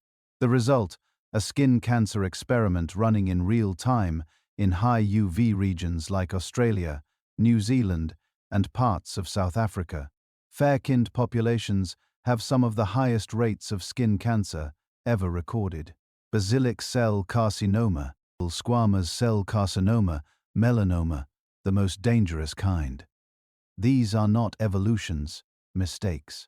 They're what happens when we move faster than evolution can follow. Your light skin was never designed to make you sick. It was selected because in dark, low UV environments, it let your body produce enough vitamin D to build strong bones, healthy immune systems, and surviving children. But move that same skin suddenly to a harsh tropical sun, and the trade of E-flips, the advantage, fast vitamin D production no longer matters because there's vitamin D everywhere in that sunlight. Instead, the vulnerability becomes fatal. UV rays slice through unprotected cells, damaging DNA. Most of the time, your body repairs it. Sometimes the repairs are imperfect. A cell goes rogue. A tumor begins. Now flip the situation. Think of a family whose ancestors evolved under the burning equatorial sun. Deep melanin layers, powerful natural sunscreen. For hundreds of generations, that skin tone was perfect.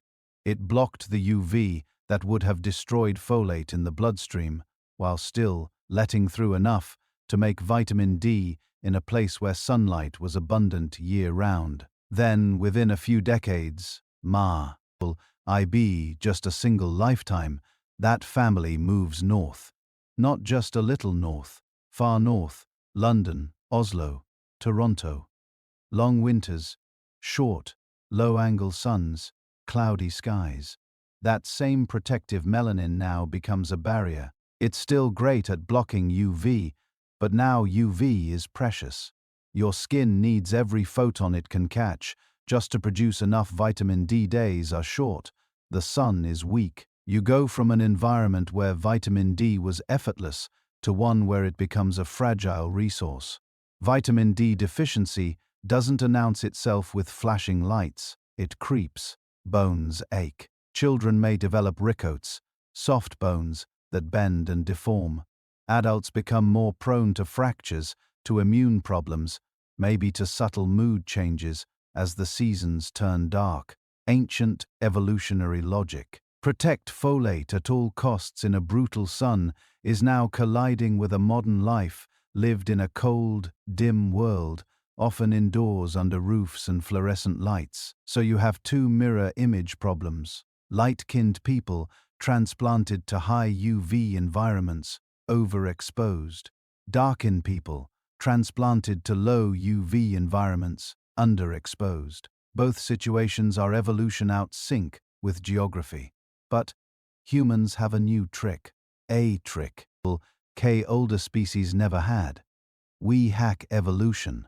We invent sunscreen hats. Long-sleeved shirts woven from fibers no Pleon hunter could dream of. We create vitamin D pills, little compressed tablets of sunlight in a bottle. We fortify milk, cereal, infant formula, even some plant-based milks with extra vitamin D. Fake some are dissolved into everyday food. We build UV lamps for people whose winters are too long. We study our own biology and quietly reroute the ancient pathways that used to be controlled only by climate and selection.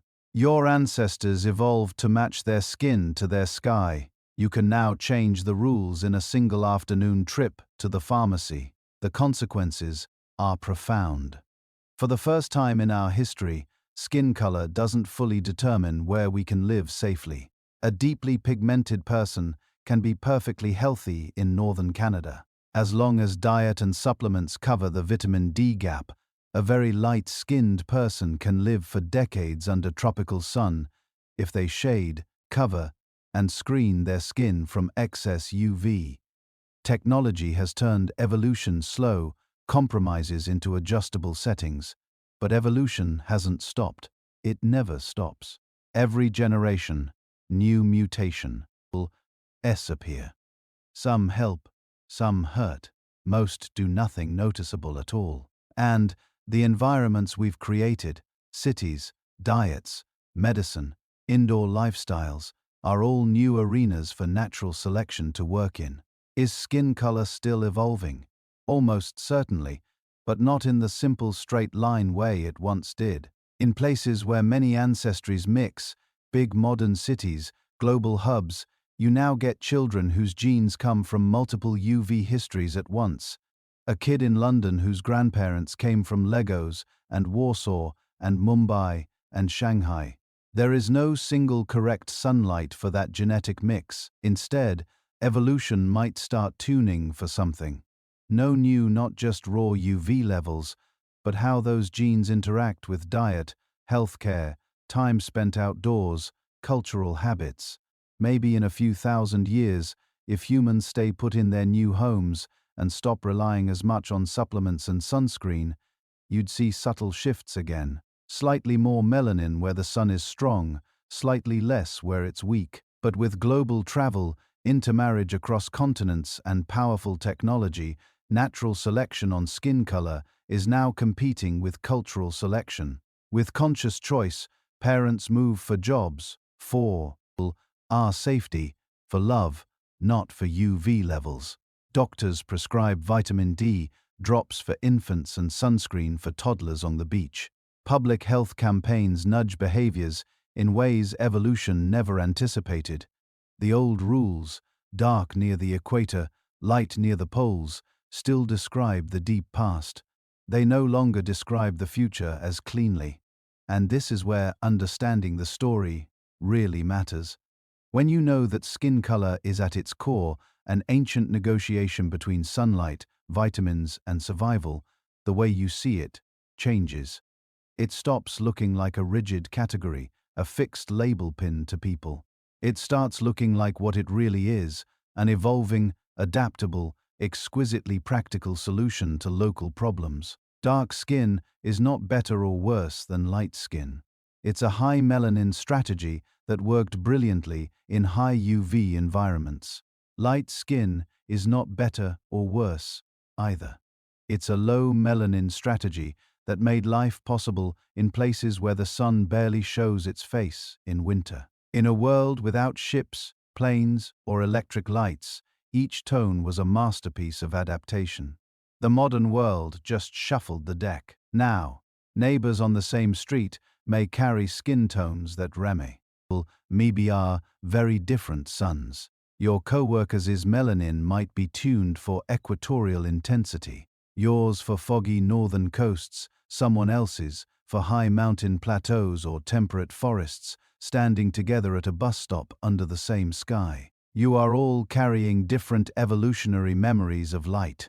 Technology lets us smooth over the mismatches, but it can't erase the story.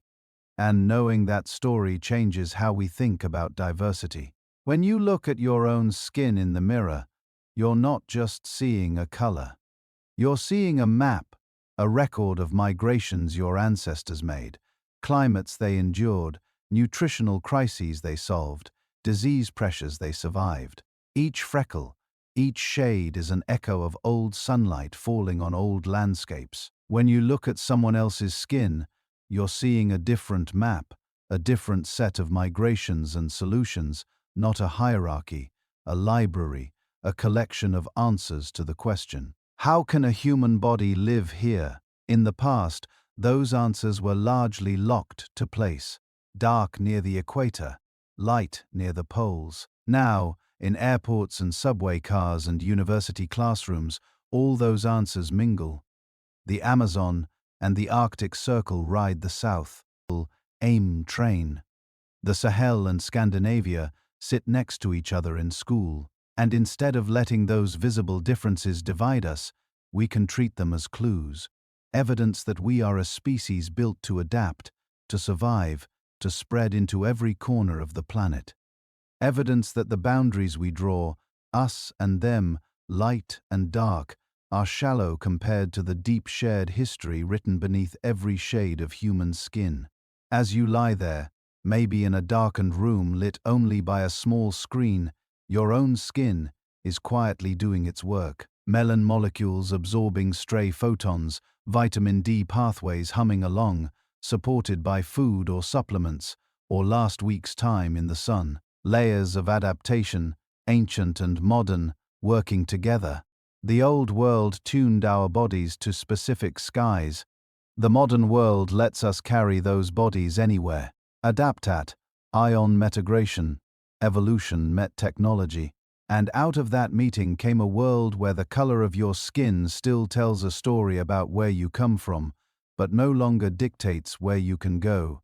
So, after all of this, after bottlenecks and migrations, ice ages and sunshine, genes switching on and off, like tiny molecular light dimmers, what does skin law actually mean? Biologically, it means one thing. It tells you how much ultraviolet radiation your ancestors' skin had to manage. That's it, not how smart they were, not how kind or brave or creative, just how much sun their bodies have to solve a very specific problem for. If your ancestors lived for tens of thousands of years under brutal equatorial sunlight, they needed heavy-duty protection. Dark skin loaded with melanin acted like natural sunscreen. It shielded fate in the blood, protected DNA, reduced the risk of skin cancer, and kept developing embryos safe. If your ancestors wandered into places where the sun barely dragged itself above the horizon in winter, they faced a different danger.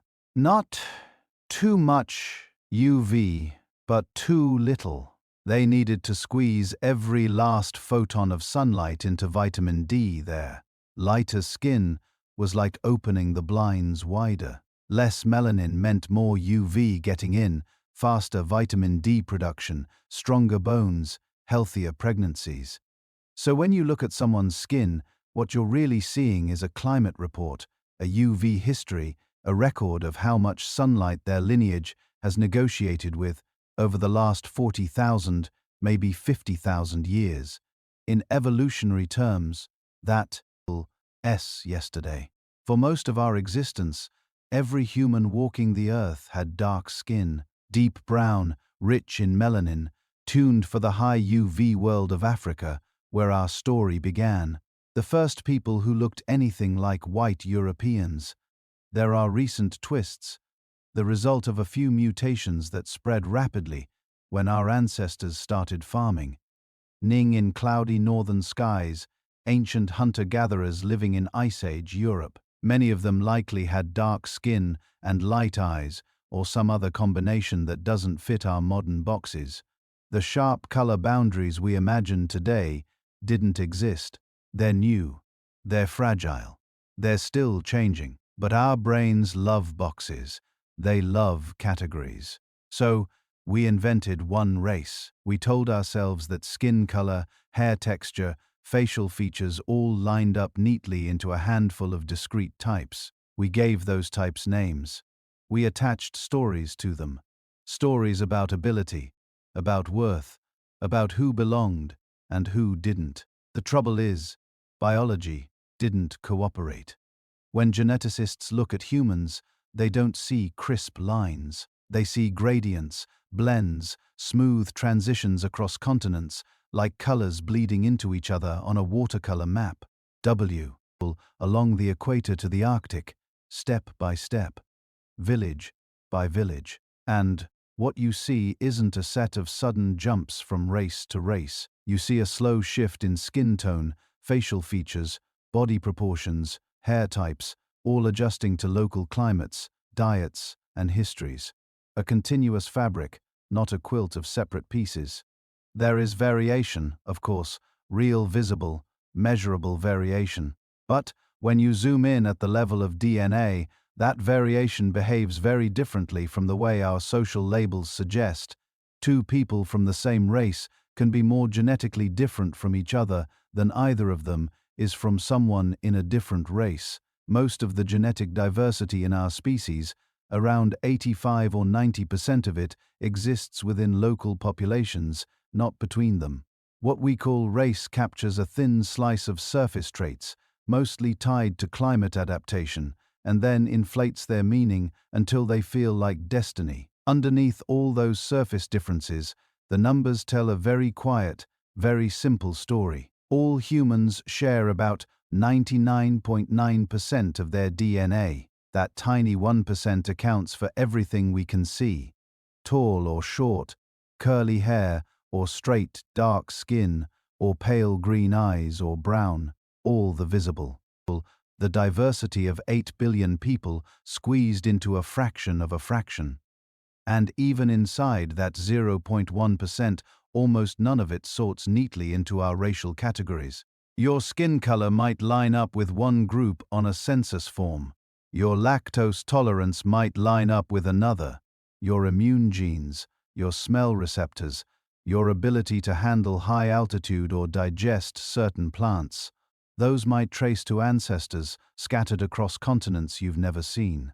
Your body is a mosaic assembled from thousands of ancient experiments, hundreds of migrations, dozens of small survival stories. None of that complexity fits inside a simple label. Race, as we usually talk about it, is not a biological fact. It's a social invention built on top of a few real biological trends. There are patterns. People whose ancestors lived in West Africa tend to cluster genetically more closely with each other than with people from East Asia. People from Northern Europe tend to share more recent ancestors with each other than with people from the Pacific Islands.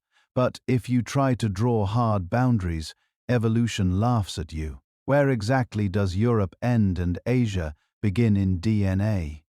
There is no single answer. The borders wobble, blur, dissolve under scrutiny. Every line you draw is part science, particles, part history. The truth is gentler and stranger. We are one continuous family that never really stopped moving. Those early dark-skinned humans who stepped out of Africa around 60,000 years ago, they are the ancestors of everyone currently called white, black, Asian, Latino, Pacific Islander, and every other label we've created. There is no branch of humanity that did not pass through that African bottleneck. There is no pure group that stands apart. Are all remix versions of the same ancient survival track. The genes that made some of us pale are teenagers in evolutionary time. Skin lightening mutations common in Europe are maybe 6,000 to 10,000 years old. Some in East Asia are different mutations altogether, arriving independently. Separate solutions to the same dim sun problem. Think about that for a moment.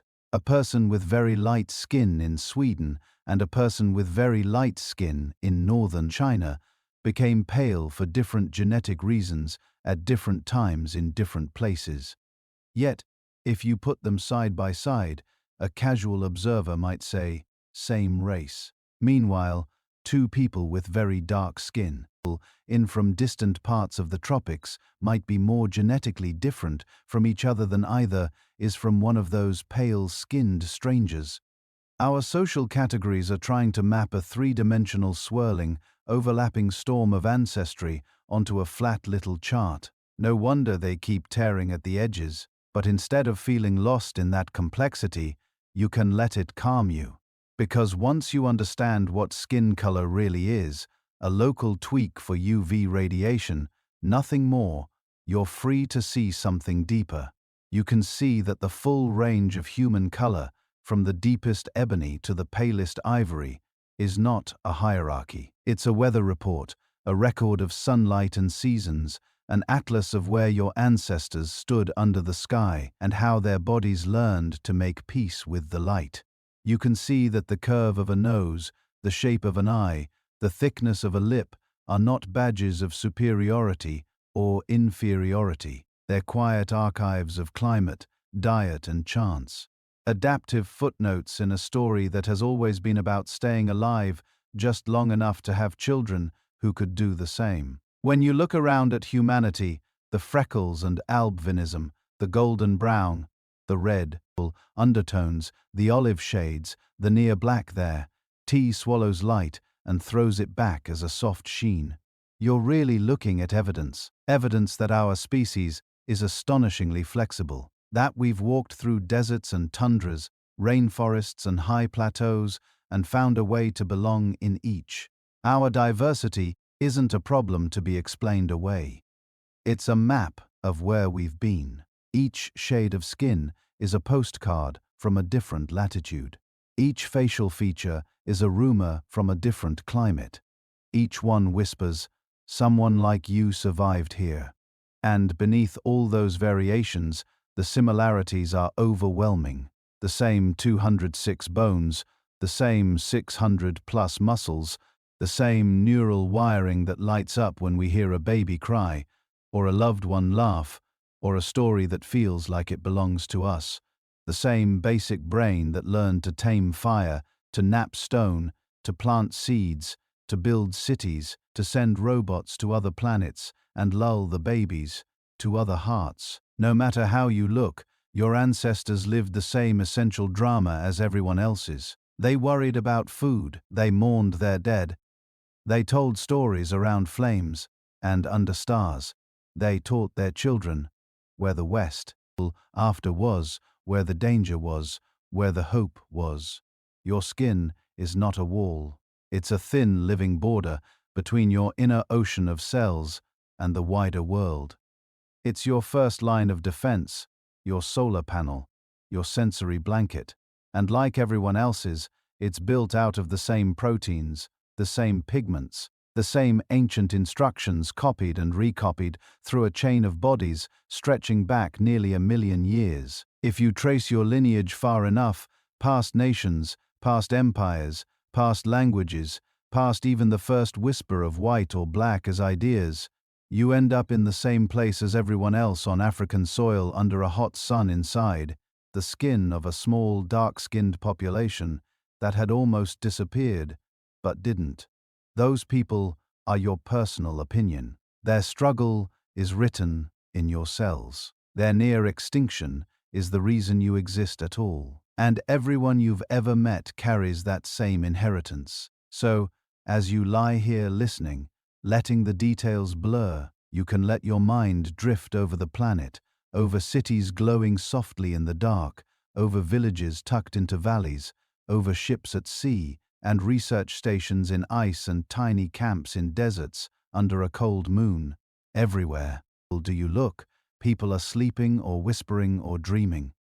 Brown skin, black skin, pale skin, golden skin, all of it doing the same quiet work, repairing, rebuilding, preparing for another day under whatever sky they were born beneath. All of them cousins, not metaphorically, literally. The deep meaning of skin color is not that we are different species or different kinds of human. It's that we are one species so adaptable, so inventive, so stubbornly alive that we've learned to turn sunlight itself into a sculpture of our appearance without ever changing what matters underneath. Bones, blood, stories, fear and courage, loss and love. These are the things that define us, and they do not care about melanin. So when you think about skin color now, you can think of it as a soft overlay, a filter the earth placed on us in different places for different reasons. Beautiful. Yes. Meaningful in a narrow biological sense, yes, but not a measure of worth, not a boundary on who you're connected to. In the end, all those colors flow back into the same river of ancestry, the same shared origin, the same fragile, miraculous survival. And as you drift towards sleep, you can rest in that knowledge. You are part of one immense, intertwined, human story. Your skin is just your chapter's cover art. The book beneath is the same one everyone else is carrying. So here you are, lying in the dark, or in the glow of a small screen at the very end of a story that started long before there were screens or cities, or even words. 300,000 years of human history, and all of it is written quietly in your skin. Tonight, we followed that story from its beginning, from small bands of dark-skinned humans under the fierce African sun to scattered survivors of ancient climate disasters, to explorers stepping cautiously into new latitudes where winters were long, skies were gray, and sunlight was suddenly rare and precious. We want, etched as bodies changed, slowly generation by generation. Melon shields that once protected against burning equatorial light began to thin in the north. Mutations that let in a little more UV, made just enough vitamin D, kept a few more babies alive through the hungry seasons. Those tiny differences spread. They became patterns. They became what we now call white skin, or light skin, or olive or brown, or anything in between. You're carrying that whole journey on the surface of your body right now, the exact shade of your skin. It's a memory, a record of which latitudes your ancestors stood under, how much sun they got, what foods they grew, which winters they survived, which risks they faced again and again, until their DNA bent itself around those challenges. Your skin is not a label. It's not a ranking system. It's an evolved solution to a particular set of problems. A quiet biological love letter from the past saying, "We made it. We adapted. We kept going so that you could be here breathing in this moment." When you look at yourself in the mirror, you're not just seeing light or dark or in between. You're seeing deserts and coastlines, glaciers and grasslands. You're seeing ancestors, huddled around fires, tracking the seasons, noticing when the sun came back, adjusting their lives and their bodies to match the sky. And when you look at anyone else anywhere on Earth, you're looking at another survival story, another path, the path rough, the same 300-year maze. Maybe their people stayed close to the equator and kept that deep protective armor of melanin. Maybe they drifted into northern forests or stormy islands or high mountain valleys where Dennis and Jean still whisper instructions for breathing thin air. However different you seem on the surface, you're both carrying the same ancient bottleneck, the same fused chromosome, the same long, improbable chain of lucky births, one human family, 1,000 different ways of wearing the past. If this journey kept your mind gently busy while your body relaxed, if it helped you drift a little closer to sleep while still feeding that quiet curiosity inside you, you might want to hear more stories like this soft, slow history. Big ideas told in a way your nervous system can handle at midnight. If you'd like that, you can tap like on this video. It helps other wandering, sleepless brains find it too. You can subscribe so you don't miss the next slow trip through deep time. And when you're awake and feel like sharing, I'd love to know, where are you listening from tonight? Which part of the planet is cradling you while you fall asleep with all this ancient history in your head? Let me know in the comments when you have the energy. If you want to go one step further, there's also an option to join the channel as a member. That kind of support helps me keep making long, careful videos like this, but it is completely optional. Your presence here, your attention is already more than enough for now. You don't have to remember any of the dates or the names. You don't have to hold on to the technical details about vitamin D or melanin or ancient migrations. You can just let it all blur a little like footsteps in the sand as the tide comes in. Just this one thought is enough to take with you into sleep. Every cell in your body is proof that your ancestors were GA. Every cell in your body is proof that your ancestors were GA. Good enough at living. Good enough at adapting. Good enough at adapting. Good enough at loving, protecting, and hoping, all the way from the African night sky to wherever you're resting. Now, different shades, different stories, one continuous line. As your breathing slows, imagine all those lines weaving together around the globe like faint glowing threads in the dark. Billions of people, billions of journeys, all tracing back to the same small, frightened, determined groups who refuse to give up. You are part of that. You always were. Let your eyes grow heavy. Let the story keep going without you for a while. The sun will rise on the same shared planet tomorrow, painting the same spectrum of human skin with the same light. And you can drift off knowing that under everything, we are one extended family, still adapting, still learning.